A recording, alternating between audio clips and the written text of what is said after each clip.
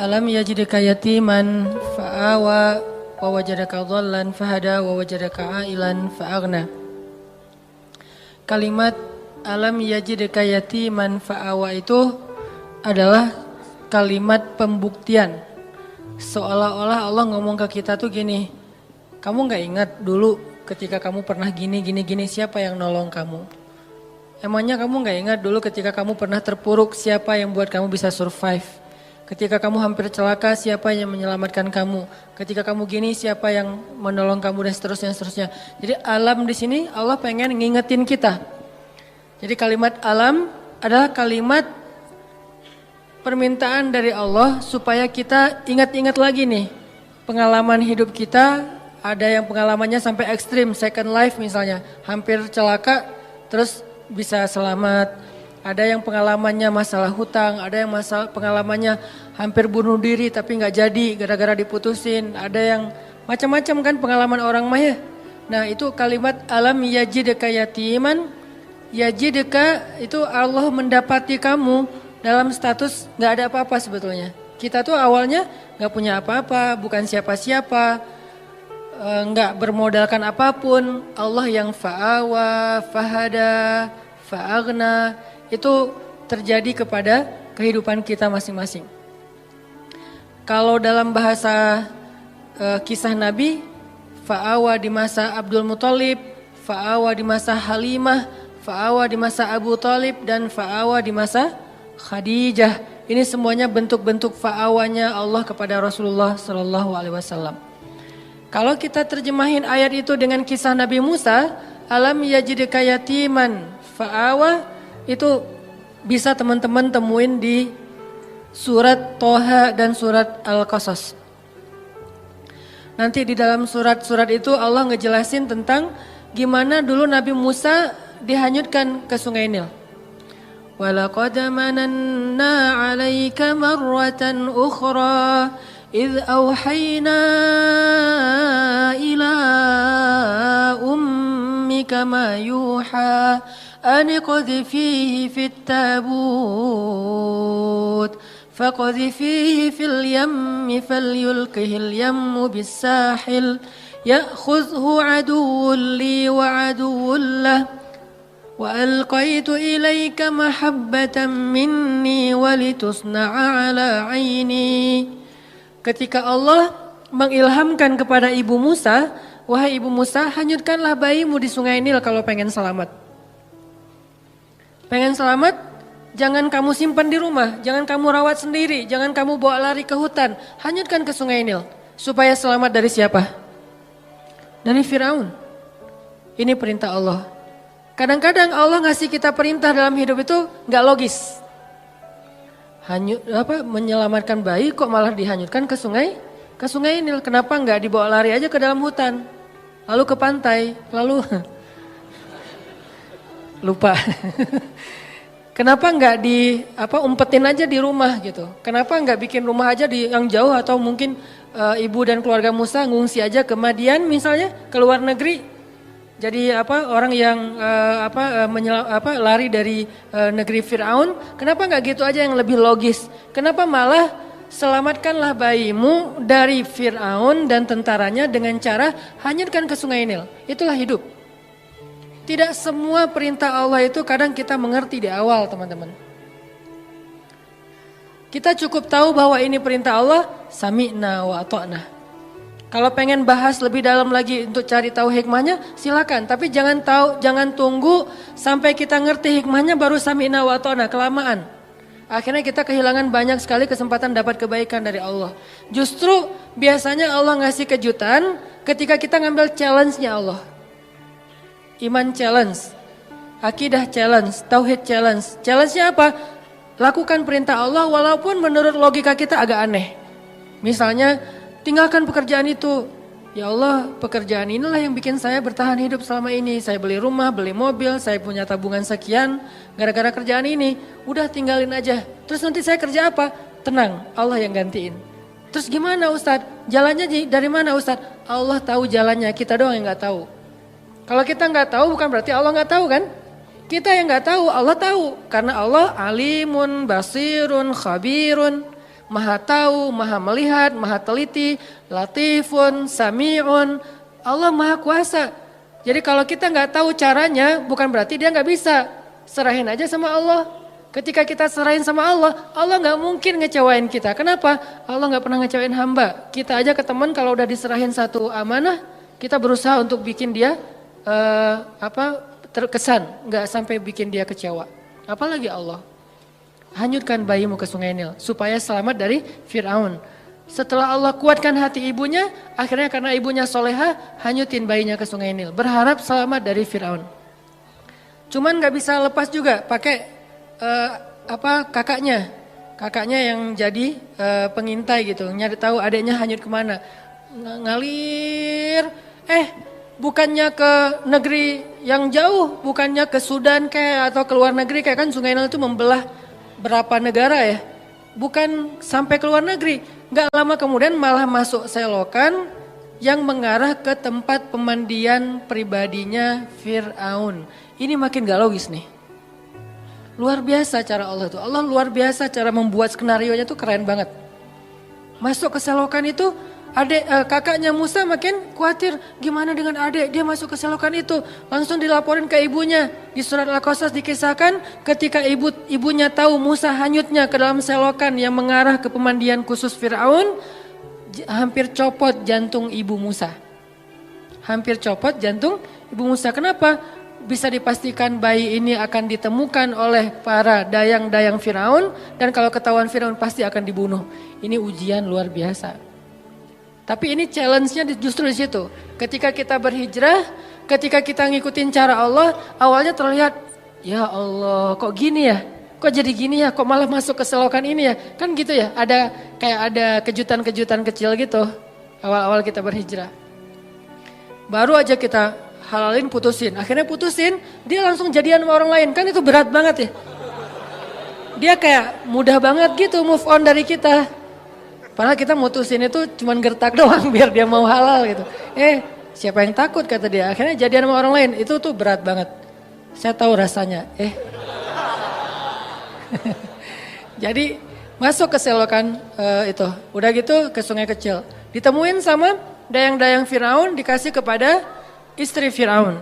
Qadarullahnya Allah udah kasih persiapan bahwa istri Firaun belum punya anak.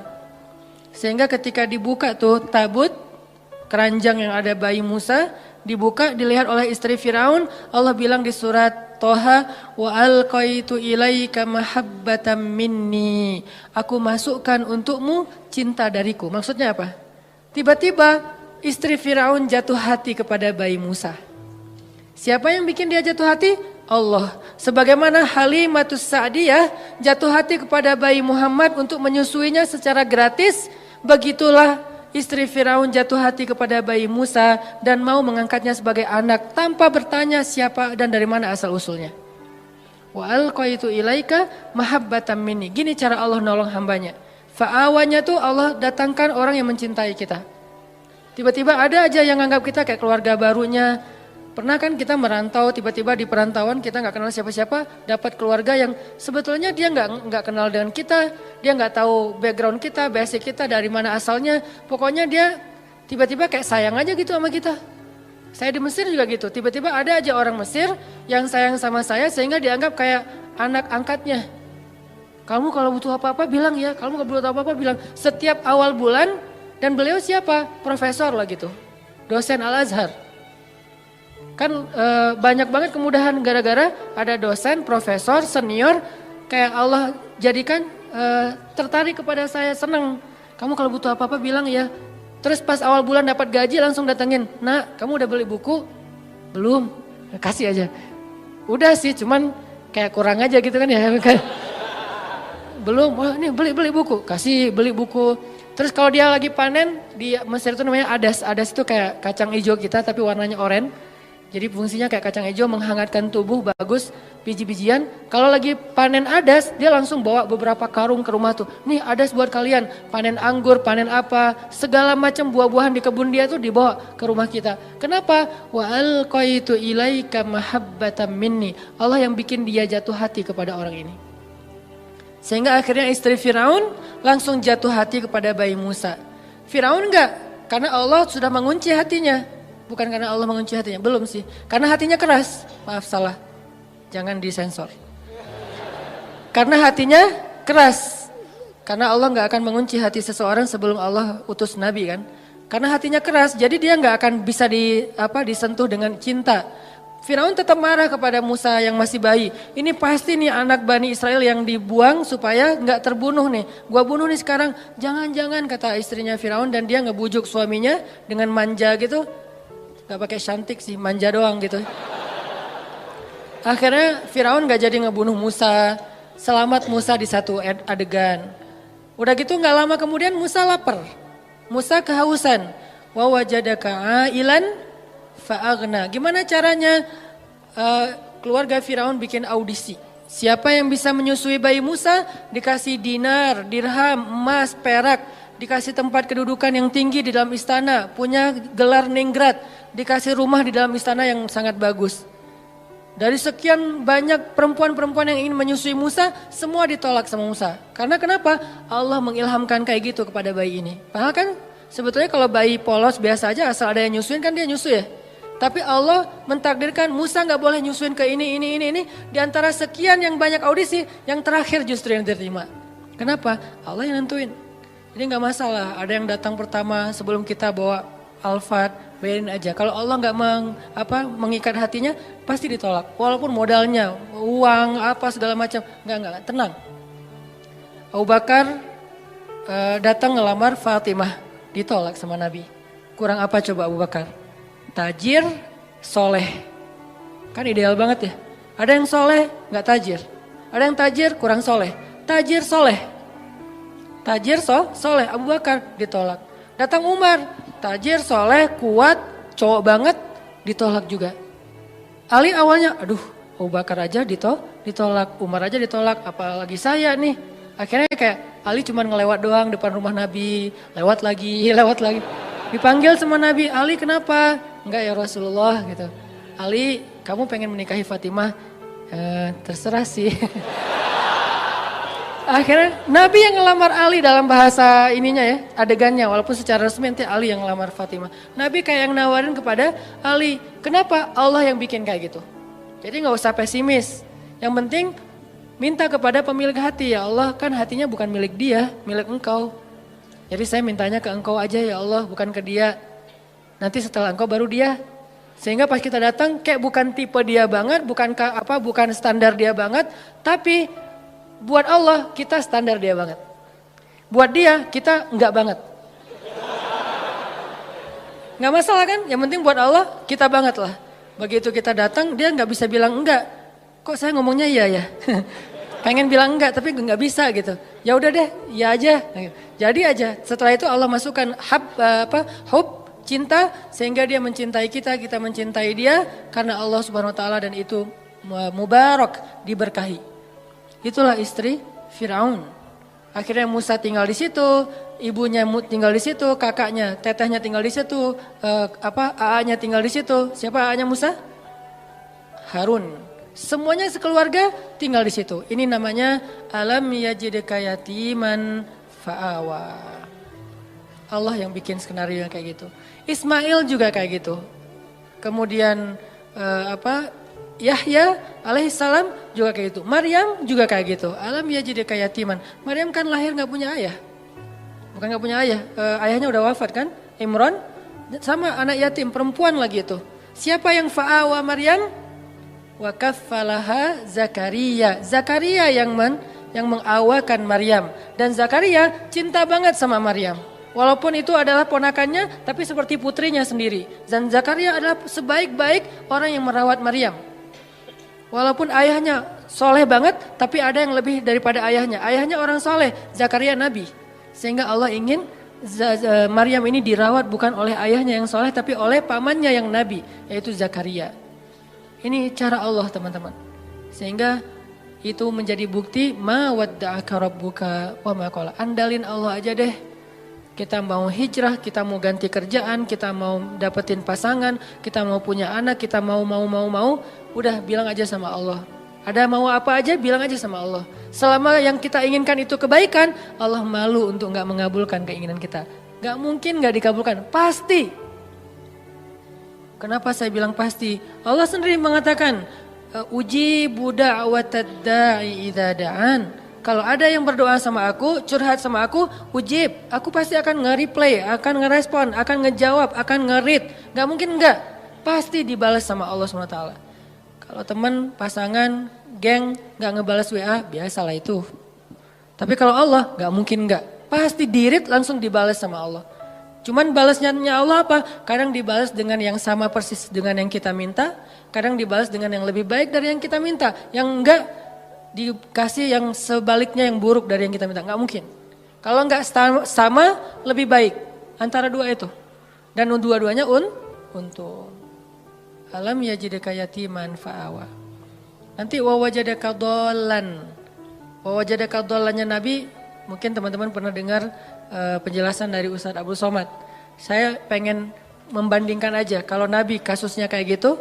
Pernah tersesat di sebuah perjalanan dari Mekah ke daerah Syam. Kemudian Allah tunjukkan jalan supaya sampai ke kota yang dituju. Nah kalau Nabi Musa pernah juga tuh. Kapan? Pas Nabi Musa gak sengaja ngebunuh orang Mesir. Orang Mesir berantem sama orang Bani Israel.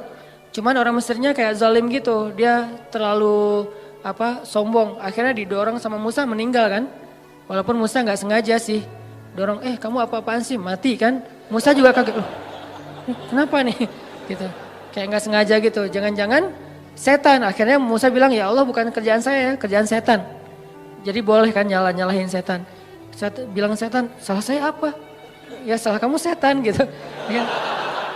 Akhirnya meninggal. Musa lari karena dia membunuh orang Egyptian, orang Kipti. Lari kemana? Nggak tahu kemana. Cuman berdoa, ya Allah beri saya petunjuk dalam perjalanan ini. Jalan aja pokoknya kemana kaki melangkah deh ikutin aja tuh. Nggak ada nih lihat Google Map dulu atau mau kemana dulu bikin itinerary dulu. Kayak kita trip atau traveling yang udah jelas tujuannya. Ada travel agentnya, ada budgetingnya udah segala macam. Enggak, pokoknya jalan aja kemana kaki melangkah ikut aja terus. Ini benar-benar dol namanya nih. Nggak tahu arah. Tapi sampainya kemana? Ke jodohnya. Ke Madian, ke Yordania, ketemu dua orang cewek, lagi ngantri mau ngasih minum ternak, Musa nanya, ma khatbukuma, ada yang bisa saya bantu? Gak ada modus-modusan, beda dengan kita, kayak kenal ya, di mana ya? Enggak, kita gak pernah ketemu, saya yakin saya pernah ketemu sama kamu, di mana? Di dalam mimpi, modus banget kan ya. Musa nggak kayak gitu. Ya udah aja, ma khatbukuma, kalian ada apa? Apa yang bisa saya bantu? Dengan bahasa yang lembut ya, pastinya kan ngomong sama cewek nih. Masa ngomong sama cewek, ma khatbukuma, kan enggak ya? Nada khatib yang membuat kesannya jadi berubah. Kan kalau khatib berubah, kalau dia nggak paham ceritanya, dia akan mengatakan ma khatbukuma. Nggak gitu Ustadz. Gimana? Ma khatbukuma, kan lagi ngomong sama cewek nih. Musa orangnya santun, akhirnya kami nggak bisa ngasih minum ternak soalnya harus ngantri di belakang laki-laki. Ya udah saya bantuin. Musa langsung turun ke sumur. Ketika Musa turun naik ngasih minuman ternak dan itu ada puluhan ekor onta, ratusan ekor onta. Satu ekor onta aja minumnya udah banyak banget kan. Di situ kelihatan Musa itu kuat, gagah. Kebayangkan ngangkat air gitu, walaupun yang tadinya dia udah jaga-jaga nggak mau kelihatan ototnya kan kelihatan juga tuh pas ngangkat. Terus kayak pura-pura lipat baju gitu, nih kenapa ya angkat gitu. Terus kayak udah gitu selesai, Musa duduk di bawah pohon istirahat, si ceweknya pulang. Pulang cerita ke ayahnya, ayah tadi kami dibantu oleh seorang laki-laki, dia baik segala macam. Kata ayahnya, ya udah undang ke rumah, ayah pengen bilang makasih dan ngejamu dia makan. Musa di bawah pohon bilang gini, ya Allah saya lapar dan engkau sebaik-baik pemelihara. Ya Allah saya lapar tapi engkau yang maha penyayang. Ngadu ke Allah. Lapar bilang ke Allah. Mau ikhtiar gimana di negeri orang gak tahu di mana tempat makan. Dan gak bawa uang juga. Ya Allah saya lapar, engkau sebaik-baik penolong, pemelihara, pengasih, penyayang. Tiba-tiba cewek itu datang. Tamshi ala stihya, berjalan malu-malu. Gimana jalan malu-malu? Aduh gimana ya ngomongnya ya. Kalau bahasa kita mah aduh malu mau ngomong. Tapi kan ini amanah dari ayah. Kalau kita mah pura-pura malu. Kalau ini benar-benar malu-malu. Tamshi alas teh ya, gimana ya caranya ya, aduh gimana ya, atau gimana ya, terus maju lagi, nggak jadi lagi mundur, maju lagi, nggak lagi mundur lagi, nggak pakai cantik, maju mundur aja. Sampai akhirnya datang, Mas kalau bahasa kita nih, Mang, A gitu ya. Ayah saya ngundang AA di rumah mau ngucapin terima kasih. Oh iya, hayu, jalan aja. Hayu nggak tahu bahasa Arabnya hayu apa. Jalan sampai ke rumah, ayahnya ngasih makan, ngobrol. Kamu dari mana nak? Saya dari Mesir. Oh ya, negerinya Firaun. Ya, saya pelarian dari Firaun. Emang ada cerita apa? Kisahin, kamu orang baik, tinggallah di sini. Ya makasih Pak. Setelah itu si bapak itu ke belakang kan. Ternyata si anaknya yang perempuan ngedengar pembicaraan mereka. Lalu ayahnya nanya, nak, laki-laki itu, bukan ayahnya, nak, si ceweknya yang ngomong, ayah, kan ayah nggak punya pekerja yang bisa mengurus ternak, pekerjakan dia di rumah kita karena dia kawiyun amin, laki-laki yang kuat dan baik, amanah, baik. Ayahnya langsung ngeh, oh anak saya berarti ada hati nih buat laki-laki itu. Kok bisa gitu sih ayahnya kayak kegeeran gitu kan ya? Karena si cewek ini nggak pernah komen tentang cowok sama sekali dalam hidupnya. Sekali-kali dia komen cowok berarti ada sesuatu nih.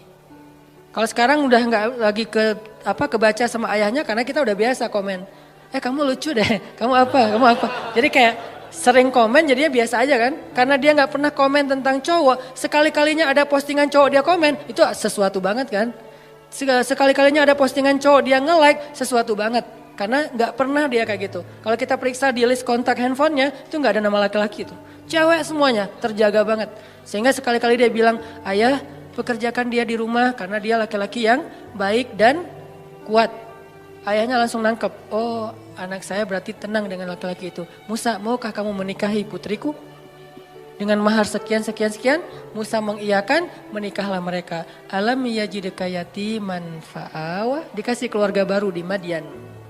Sebagaimana saya dikasih keluarga angkat dulu ketika di Mesir.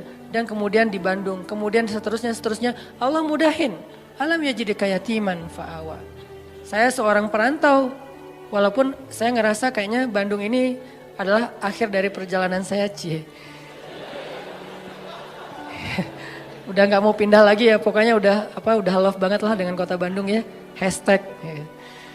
Jadi karena ngerasa kayaknya nih negeri saya yang ketiga, Aceh, Kairo, Bandung, udah aja selesai, udah nggak mau pindah lagi karena udah nyaman.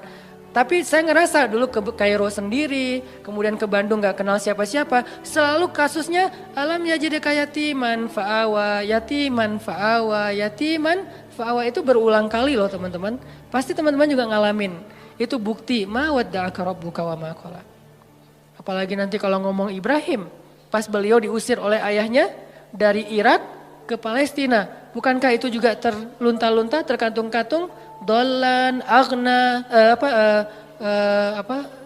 wajadaka ail. Jadi udah yatim, dol, ail. Udah gak punya siapa-siapa, bingung juga mau kemana, lapar gak punya apa-apa. Tapi kemudian fa'awa, fahada, fa'agna. Sehingga Ibrahim yang tadinya seorang dalam keadaan yang tidak tahu apa-apa datang ke Palestina. Sampai di Palestina Ibrahim menjadi orang paling kaya di Palestina. Apa ukuran kekayaan Ibrahim di Palestina? Ukuran kekayaan Ibrahim di Palestina, setiap malam Ibrahim menyembelih 100 ekor onta untuk para tamu. 100 ekor onta. Satu ekor onta harganya sebutlah 50 juta kali 100. Satu malam dia ngeluarin uang 5 miliar ya? 5 miliar benar? 5 miliar setiap hari loh teman-teman. Ada nggak di antara kita yang ngeluarin uang 5 miliar setiap hari buat tamu? Sehingga bisa dibilang Ibrahim itu bapak perhotelan dalam sejarah manusia. Dia yang pertama bikin konsep hotel. Hotel gratis tapi. Buat siapa? Visitornya siapa? Orang-orang yang mau berziarah ke Masjid Al-Aqsa. Ibrahim yang menjamu mereka, ngasih hotel dengan kualitas bintang 5, terus juga buffetnya itu udah free flow, setiap saat mereka bisa makan, dan satu hari minimal 100 ekor onta. Itulah kekayaan Ibrahim. Dan itu berarti Ibrahim menjamu sekian ribu tamu setiap hari, dan ini manajemennya gak gampang loh. pasti ada suppliernya, pasti memberdayakan bisnis-bisnis lokalnya. Jadi Ibrahim itu benar-benar bisa memberdayakan warga Palestina semuanya jadi sejahtera dengan kerjaan perhotelannya di Masjid Al-Aqsa. Gratis semuanya. Ibrahim yang bayarin. Sekaya itu Ibrahim teman-teman. Padahal datangnya gak punya apa-apa. Fa'aghna, Allah yang mengkayakan Ibrahim. Semua cerita para anbiya itu sebetulnya bisa dikaitkan dengan alam yajidka yatiman fa'awa wa wajadaka dhallan fahada wa wajadaka ailan fa'aghna. Apalagi Adam, lebih yatim lagi kan? Jatuh dari langit, gak punya siapa-siapa. Satu-satunya yang dia punya itu juga gak tahu di mana. Kekasihnya Hawa. Bagaimana caranya? Allah yang menunjukkan mereka sehingga ketemu. Setelah sekian tahun mencari, akhirnya ketemu juga. Nah ini artinya teman-teman, ma wadda'aka rabbuka wa ma qala. Part ketiga yang akan kita tuntaskan malam ini, fa'ammal yatim fala taqhar wa ammas sa'ila fala tanhar wa amma bi ni'mati rabbika fahaddis. Kalimat 3 ayat terakhir ini itu kayak nerusin 3 ayat sebelumnya. Alam yajidka yatiman fa'awa fa'ammal yatima fala taqhar. Wa wajadaka dhallan fahada wa ammas sa'ila fala tanhar. Wa wajadaka ailan fa'aghna wa amma bi ni'mati rabbika fahaddits. Jadi kayak pasangan-pasangan ayat. Bukankah Allah mendapatimu dalam keadaan yatim, lalu Allah kasih kamu keluarga? Makanya kalau ketemu anak yatim, jangan kamu bersikap semena-mena kepada mereka. Karena Allah juga mendapatimu yatim, wahai Muhammad. Sehingga Nabi Muhammad sayang banget sama anak yatim.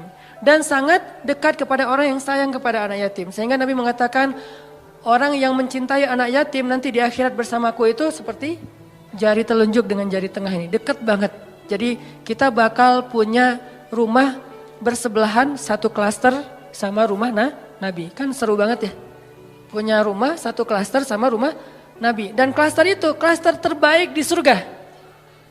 Yang satu butir debunya lebih mahal daripada dunia dan seisinya. Bukan 1 meter tanahnya. 1 butir debunya lebih mahal daripada dunia dan seisinya. Enggak ada lagi klaster wilayah tanah yang lebih baik daripada klasternya Nabi nanti di surga. Dan siapa yang sayang kepada anak yatim, yang sangat peduli kepada anak yatim di sini usia sebelum dia mampu berusaha, kalau 25 tahun terus dia jomblo gitu, terus dia kayak gitu, itu modus ya. Ustadz, dia tuh masih yatim loh. Ayahnya udah meninggal sekian tahun, jadi saya kayak fa'awa gitu Ustadz ya. Ya boleh lah ya. Yang penting niatnya baik. Jadi siapa yang sayang sama anak yatim, nanti dia akan disediakan rumah satu klaster dengan Rasulullah SAW. Jadi dia kayak bertetanggaan gitu sama Nabi SAW. Ketemu sama Nabi, duduknya di sebelah Nabi. Ketemu sama Nabi, duduknya satu majelis sama Nabi. Ini fa'ammal yatima fala taqhar. Jangan semena-mena sama anak yatim. Dulu di zaman Nabi ada cerita seorang sahabat namanya Abu Lubabah. Abu Lubabah ini punya pohon korma di sebelah rumah anak yatim. Tapi dia gak rela gitu kalau kormanya dimakan sama anak yatim, korma yang udah jatuh. Sehingga satu hari anak yatim lagi makan korma jatuh, dari mulutnya diambil sama Abu Lubabah. Ini bukan punya kamu, ini punya saya. Dilaporin ke Rasulullah.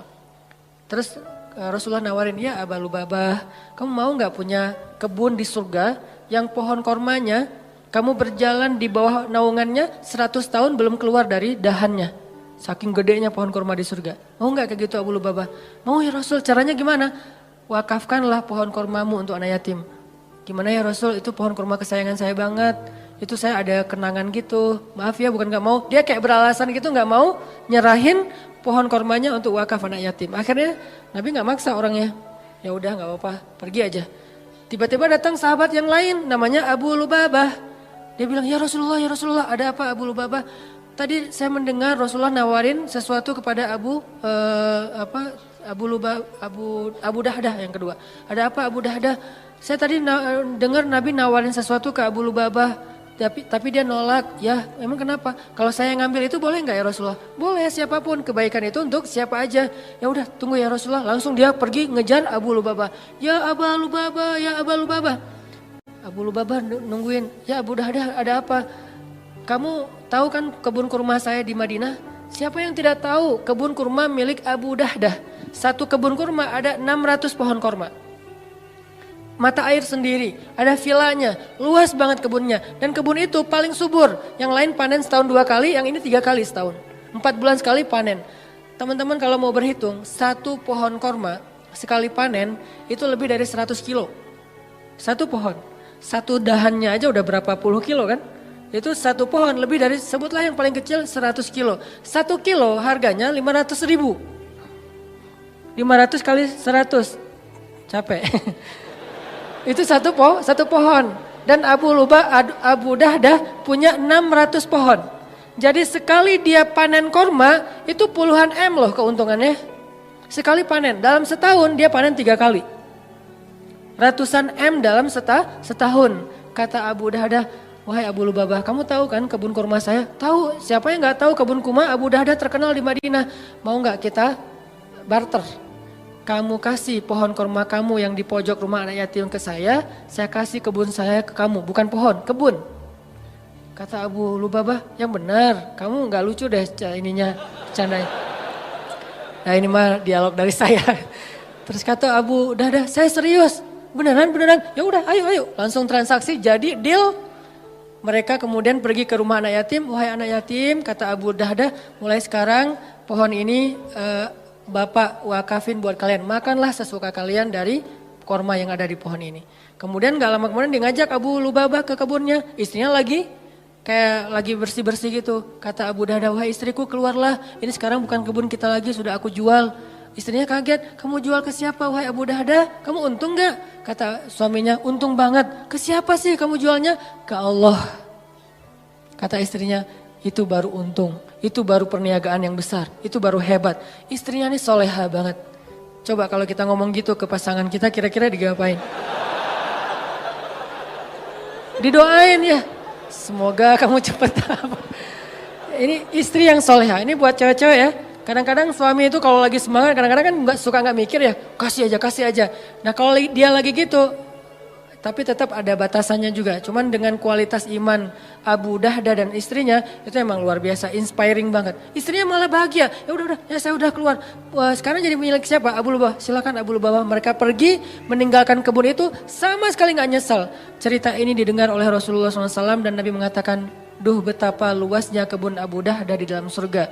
Aku melihat kebun Abu Dahdah itu mudhammatan, lebat sekali, warnanya hijau tua di dalam surga. Ini makna dari fa'ammal yatima fala taqhar. Sebegitu besarnya penghargaan Allah kepada orang yang menyantuni anak yatim. Terus angle yang kedua adalah al jaza min jinsil amal. Balasan itu sesuai dengan jenis amal. Jadi kalau dia pengen dapat fa'awa, alam yajidka yatiman fa'awa, pengen dapat itu, maka caranya fa'ammal yatima fala taqhar. Siapa yang menyantuni anak yatim, Allah santuni. Siapa yang menaungi anak yatim, Allah naungi. Siapa yang meringankan hajat anak yatim, Allah ringankan hajatnya. Al jaza min jinsil amal, itu berlaku di surat Ad-Duha. Jadi itu bukan kaidah fikih akal-akalannya ulama, karena ulama ketika membuat sebuah rumusan fikih atau persepsi fikih itu berlandaskan pemahaman mereka terhadap ayat dan hadis kan. Ayatnya salah satunya fa'ammal yatim fala taqhar. Hasilnya alam yajidka yatiman fa'awa. Wa ammas sa'il fala tanhar. Kalau ada orang yang nanya, karena ada dua tafsir nih. Ada yang bilang sa'il di sini orang yang meminta pertolongan, ada yang bilang sa'il di sini orang yang nanya jalan. Kalau ada yang nanya jalan ke kamu, lalu kamu menunjukkan jalannya, maka Allah juga akan wa wajadaka dhallan fahada. Makin sering kita ngebantu orang untuk menemukan jalan, makin sering kita dengerin curhat teman kita, makin sayang Allah untuk dengerin curhat kita. Maka sabarlah mendengar curhat temannya. Walaupun kadang-kadang emang capek sih, tapi sabarlah. Latihlah mendengar curhat teman, sehingga kita jadi seorang suami yang mau mendengar curhat istri. Nanti ketika kita udah nikah, Neng mau cerita, apa? Kayak semangat gitu kan ya. Iya tadi ada cerita sama teman-teman gini-gini. Kita jadi pendengar yang baik, bukan langsung kita patahkan. Kenapa? Karena udah terbiasa di kos-kosan jadi tempat curhatnya teman-teman sekos-kosan. Sampai ibu kos juga curhatnya ke kita gitu. Iya itu yang kamar sebelah suka telat aja bayar kos-kosan. Ya bu, saya juga gitu ya bu. Kamu gak apa-apa soalnya kamu udah dengerin curhat. Ya pokoknya jadi orang yang wa ammasaila fala tanhar. Jadi kalau ada orang yang nanya ke kita, minta pertolongan ke kita, kita berusaha untuk membantu dia, Allah juga akan berusaha membantu kita. Contohnya Nabi SAW. Nabi itu kalau ada yang minta tolong nggak pernah nolak. Kalau beliau nggak bisa nolong sendiri, beliau akan cari orang untuk nolong dia baru ditinggalin. Jadi nggak ada yang datang langsung Nabi, maaf ya nggak bisa.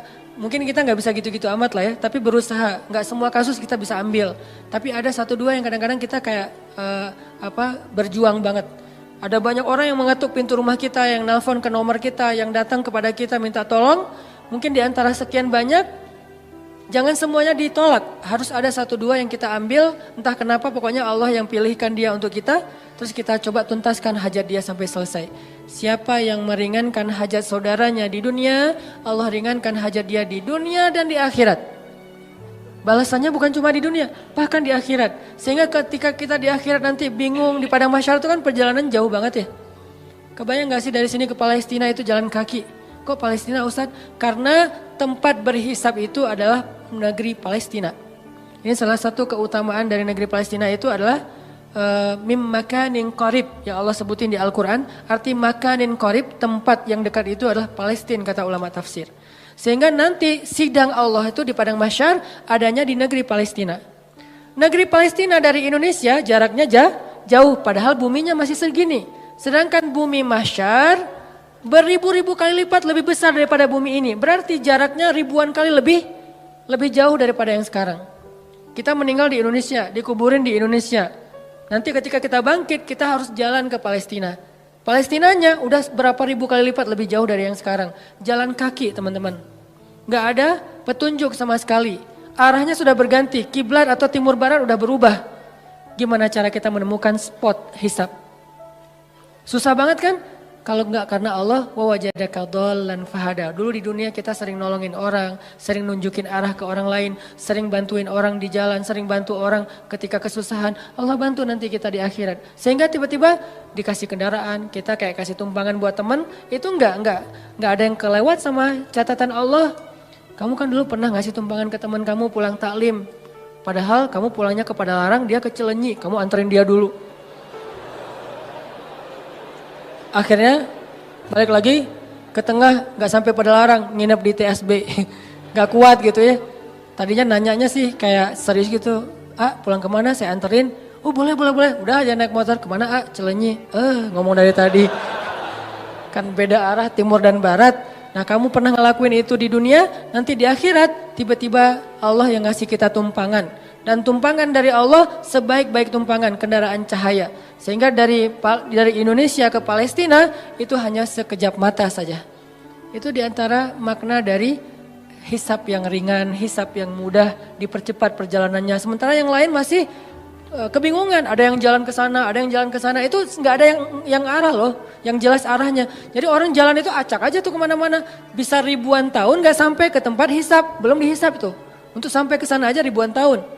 Kok malaikat gak ngasih tahu sih kalau kita salah jalan? Karena kita di dunia juga gak pernah ngasih tahu orang kalau dia salah jalan, dibiarin aja. Malah ada yang sengaja nyesatin lagi tuh. Kalau mau jalan ke Dago lewat mana? Itu aja lewat ini nanti Gatot Subroto tembus aja ke Soekarno Hatta, udah gitu Buah Batu, terus aja ke sana. Itu mah Banjaran ya. Nah ini artinya nanti pas kita nanya malaikat mau ke tempat hisab, tempat hisab, balik lagi aja ke belakang, kamu udah kejauhan. Tapi malaikat gak gitu-gitu juga sih. Paling-paling malaikat cuek ninggalin kita gitu. Akhirnya kita terkatung-katung, ini makna terkatung-katung. Istri kita bangkitnya bareng. Kenapa bangkitnya bareng? Karena kita pengen dikuburin satu liang lahat. Cinta sejati gitu kan, true love and endless love lah. Pas meninggal, wasiat aku pengen dikuburin sama kamu. Udah aja dikuburin satu liang lahat. Pas bangkit, noleh juga enggak teman-teman. Yauma yafirrul mar'u min akhihi wa ummihi wa abihi wa sahibatihi wa banihi likulli imri'in minhum yauma idzin sya'nun yughni. Kita bangkit bersebelahan tapi enggak noleh. Kok bisa gitu Ustaz, enggak kenal? Kenal tapi enggak peduli. Kok enggak peduli? Saking takutnya kita tentang nasib diri sendiri. Sampai diibaratkan hari itu kata Allah di surat Al-Muzammil, hari ketika seorang wildana syiba, seorang anak kecil aja tiba-tiba beruban saking stresnya dia. Tapi nggak semua orang yang rambutnya beruban itu karena stres ya, sebagiannya doang. Kalau anak kecil sampai tiba-tiba beruban berarti kan stres banget tuh hari ya. Kita nggak noleh ke pasangan kita. Terus kapan kita kenal dengan pasangan kita Ustadz? Nanti setelah edisi part ini udah lewat, nanti ada adegan kita udah mulai saling kenal, saling menyapa, bahkan saling menuntut, saling menjatuhkan, saling menolong. Itu ada adegannya nanti. Tapi di adegan pertama nggak, sama sekali nggak peduli. Suaminya tersesat, istrinya nggak akan nolong. Sehingga yang bisa nolong kita hari itu hanyalah apa yang hari ini kita lakuin teman-teman. Sehingga kalau kita nemuin ada sa'il itu bisa orang yang minta tolong, bisa orang yang nanya jalan, fala tanhar. Jangan bikin dia kecewa, jangan sakitin hatinya. Kalaupun kita nggak bisa bantu dia, minimal jangan sampai kita manna wal adha, menyakiti dia dengan kata-kata kita. Jangan. Setidaknya kita kalau nggak bisa tolong pun ya sudah, ya nggak bisa nolong aja. Jangan udah nggak bisa nolong, nyakitin lagi tuh. Kayak kita nggak bisa nolong teman-teman di Palestina. Ya udah jangan ngomong ngapain sih jauh-jauh. Udah nggak usah. Kalau pengen nolong yang dekat-dekat silahkan. Mau dua-duanya lebih bagus lagi. Mau yang sana juga nggak masalah. Yang penting jangan nyakitin. Jangan kita beranggapan bahwa yang di Palestina itu jauh nggak perlu ditolong. Yang di Suriah itu jauh nggak perlu ditolong. Padahal kondisi mereka itu luar biasa memprihatinkan. Bahkan dahsyat sekali keadaan mereka. Tapi kita udah nggak nolong, ngomong lagi. Jadi kalau mereka dengar kasihan. Perasaan mereka kayak gimana gitu. Ya udah jangan. Termasuk orang di sekeliling kita, keluarga besar kita. Kadang-kadang ada kakak adik kita yang minta tolong. Kita kayak sebel gitu sama dia. Giliran butuh aja lo minta tolong. Jangan, udah aja diem. Kalau kita nggak mau nolong atau nggak bisa nolong, diem aja. Kenapa? La tanhar. Jangan sakiti orang yang meminta pertolongan. Sehingga nanti al-jaza min jinsil amal. Allah juga akan membalas kita dengan cara yang sama. Na'udzubillah min dzalik. Wa amma bi ni'mati rabbika fahadis. Nikmat Allah sampaikanlah. Maksud menyampaikan nikmat Allah itu ada banyak. Salah satunya adalah kita bicarakan kebesaran-kebesaran Allah. Allah tuh baik banget, Allah gini. Sehingga dengan pembicaraan kita, orang yang mendengar jadi semakin yakin sama Allah. Kayak tadi cerita saya di Thailand, simple sebetulnya. Cuman hal yang sepele banget. Tapi itu bagian dari tahadus bin ni'mah. Tujuannya apa? Tujuannya biar kita yang mendengar makin yakin sama Allah. Makin bergantung sama Allah, makin taat di jalan Allah. Itu namanya wa amma bi ni'mati rabbika fahadits. Jadi teman-teman, 3 ayat terakhir itu ada 2 angle yang kita bisa lihat. Satu, ternyata kalau kita pengen dapat satu kebaikan, maka tanamlah kebaikan yang sama di ketika kita bisa. Nanti saat kita butuh, Allah akan membalas kita dengan kebaikan yang sejenis. Saya pernah cerita dulu saya di Kota Baru Parahyangan, habis taklim malam-malam gerimis, saya pulang pakai mobil, ngelihat di jalan ada ibu-ibu sama anak gadisnya lagi jalan kaki. Kota Baru di Masjid Al-Irsyad itu kan ke jalan raya jauh ya. Dan malam-malam gak ada damri, gak ada angkot, gak ada ojek. Beliau jalan kaki berdua, gerimis lagi tuh, pakai payung. Saya waktu itu tinggal di Cihanjuang, saya mau keluar dari masjid ngelihat ada ibu-ibu sama putrinya lagi jalan. Saya samperin, Bu, butuh tumpangan? Oh boleh Ustadz, mau kemana? Mau ke depan? Ya udah ikut aja. Karena saya nggak bawa pasangan, mereka duduk di belakang. Itu etikanya ya, jangan duduk di depan, nanti jadi fitnah. Udah aja duduk di belakang. Dan itu tidak menghina. Oh jadi kayak supir dong, nggak apa-apa. Karena demi menjaga fitnah. Biarkan dia duduk di belakang berdua, saya di depan. Kalau ngomong, ya ngomong aja. Sesekali ngelihat ke menghargai. Dia cerita, Ustadz tadi saya ikut talim Ustadz, oh Masya Allah ibu jadi ikut talim, terus tadi gimana kesininya? Naik damri, soalnya kalau sore itu masih ada damri, saya masuknya pakai damri. Pulangnya biasanya jalan kaki, biasanya, berarti udah beberapa kali tuh. Oh gitu, maaf ya saya nggak tahu, ya udah dianterin. Sampai di depan, jadi kayak nggak enak hati gitu diturunin di jalan ya, nggak tuntas kan. Udah saya tanya, ibu rumahnya di mana? Masih di daerah Padalarang gitu, daerah Cimareme, agak turun dikit. Ya udah saya anterin aja ke rumahnya. Enggak ngerepotin nih Ustadz, enggak. Padahal biasanya saya langsung masuk tol kan. Keluar Baros cepet. Ini ngelewatin Cimareme kan macet-macet gitu. Enggak apa-apa saya anterin. Ya udah sejalan, padahal enggak sejalan sebetulnya. Saya harusnya ke tol. Dianterin sampai ke rumah, kan sepele banget kan. Udah sampai ke rumah selesai, pergi aja. Besok-besoknya sebulan kemudian saya naik jembatan Pasupati itu ke arah Pasteur. Ban motor saya bocor. Pas di atas, bukan bocor, habis bensin. Saya lagi tight banget jadwal hari itu, nggak sempat ngisi bensin. Saya pikir masih sampailah ke pasar, kan ada pom bensin tuh. Paksain aja, pas di atas, pas habis.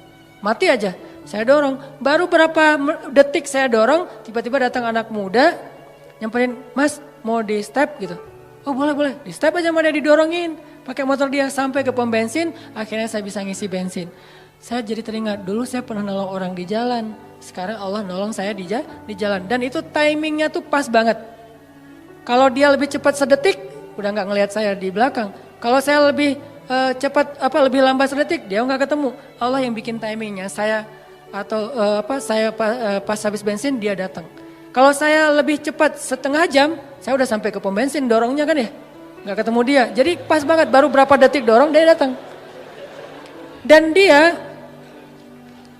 maaf lupa saya ceritanya, bukan di step, dia bawa selang gitu kan. Saya lupa ceritanya, dia bawa selang bukan di step, berarti 2 kali kejadiannya, 1 kalinya di step, udah kebiasaan. Pasti ada yang nolong lagi nih, kan saya kemarin habis nolong orang, GR gitu kan sama Allah. Benar ada yang nolong, jadi ada yang di step, yang ini bawa selang. Kan jarang banget ada anak muda kemana-mana bawa selang gitu kan. Pak kenapa? Dia ngelihat ban nggak kempes, habis bensin ya? Iya di sini saya ini. Dia sedot terus masukin hanya untuk bisa sampai ke pom bensin. Kan itu jarang banget, mungkin 1:1000 dan pas lagi timingnya. Allah yang membuat seperti itu. Kalau orangnya ada di sini atau nonton, barakallah jazakallah khair. Sering saya cerita nih, benar-benar jadi kebaikan buat dia. Artinya teman-teman, benar-benar al-jaza min jinsil amal. Balasan itu sesuai dengan jenis amal. Kalau kita pengen dibalas, ya Allah mudahin dong cara saya untuk dapetin jodoh. Mudahin orang lain untuk dapetin jodoh. Caranya gimana? Jadi mak comblang mungkin. Atau nemenin dia curhat mungkin. Atau nemenin dia ngelamar mungkin. Kita yang jadi, Pak dia tuh sahabat saya banget. Saya kenal banget dengan dia Pak. Wah pokoknya aman lah Pak. Dia orangnya bertanggung jawab. Kita promoin dia. Sehingga nanti Allah yang promoin kita di orang lain. Pokoknya mau apa, cari amal soleh yang sejenis dengan itu. Saya pengen jadi orang kaya Ustadz. Ya udah, tolong orang lain ketika lagi butuh modal atau apa. Saya pengen nikah Ustadz. Ya udah bantu dulu temennya untuk mahar. Nanti Allah ganti mahar yang buat kita. Atau kalau nggak mahar mungkin hantaran. Karena kadang-kadang kan hantaran itu apa? Seserahan ya. Seserahan itu kadang-kadang lebih gede daripada mahar kan. Mahar anak saya sih nggak banyak dek. Soalnya kan kata Nabi mahar jangan tinggi-tinggi. Berapa Pak? Ya udah 1 gram aja.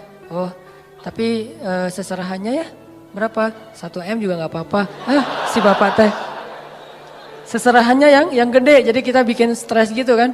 Nggak apa-apa, ambil aja. Jangan menyerah ketika ditawarin 1 M, 10 M, 100 M, ambil. Itu angka gede di kita, tapi kecil di Allah loh. Jangan pikir kita yang bakalan bayar, Allah yang bayarin. Dek, maharnya standar biar nggak beda sama kakaknya ya. Bukan bapak mau mempersulit adik. Bapak tahu adik penghasilannya pas-pasan. Ini bapak menghina atau lagi apa sih? Tapi emang biar dia nggak jauh banget, nggak jomplang banget sama kakaknya. Kakaknya dulu sih 3 M, dia 2 M juga nggak apa-apa. Boleh Pak? Kamu sanggup? Insya Allah Pak. Kerja apa? Allah yang kasih kerja. Gitu. Semangat. Siapa tahu nanti setelah kasih saya waktu 1 tahun Pak. 1 tahun? Ya oke 1 tahun. Bekerja semaksimal mungkin 1 tahun. Biarkan mereka ngelihat kesungguhan kita. Setelah 1 tahun mungkin kita nggak dapat 1 atau 2 M. Tapi dapat kasihan dari dia. Ya ini serius nih ternyata. Ya udah deh, adik dapat berapa? Dapat Pak 2 apa? 20 juta gitu. Ya udah nggak apa-apa, dicicil ya tapi ya. Karena kamu udah berusaha, ya udah jadi deh. Karena dia ngelihat kita kayak tanggung jawab, serius, pantang menyerah. Itu kan akhirnya gol. Kan yang penting gol. Soal gimana caranya Allah lebih tahu. Pokoknya kalau dikasih tantangan, ambil. Setelah itu gimana Ustaz? Serahin ke langit. Allah mudahkan semuanya. Kalau di tangan kita pasti susah. Logika kita pasti nggak nyambung. Tapi di sisi Allah, ala kulli syai'in qadir. Allah maha kuasa atas segala sesuatu.